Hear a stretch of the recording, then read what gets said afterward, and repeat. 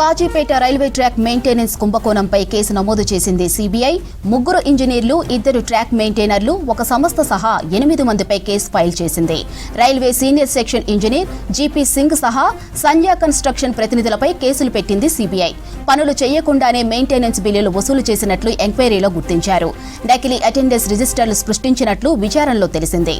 ఇక క్షేత్రస్థాయిలో తనిఖీలు చేయకుండానే బిల్లులు పాస్ చేశారని కనిపెట్టింది సీబీఐ. కాంట్రాక్టర్ ఖాతాల నుంచి ఇంజనీరింగ్ ఖాతాలకు అనుమానాస్పద లావాదేవీలు జరిగినట్లు గుర్తించారు.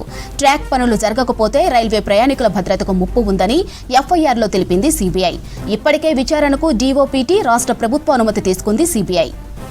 కాజీపేట రైల్వే ట్రాక్ మెయింటెనెన్స్ కుంభకోణంపై కేసు నమోదు చేసింది సీబీఐ.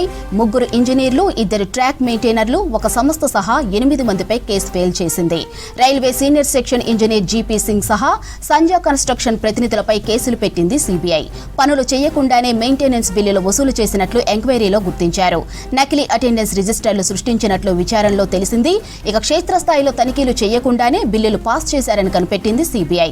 కాంట్రాక్టర్ ఖాతాల నుంచి ఇంజనీర్ ఖాతాలకు అనుమానాస్పద లావాదేవీలు జరిగినట్లు గుర్తించారు.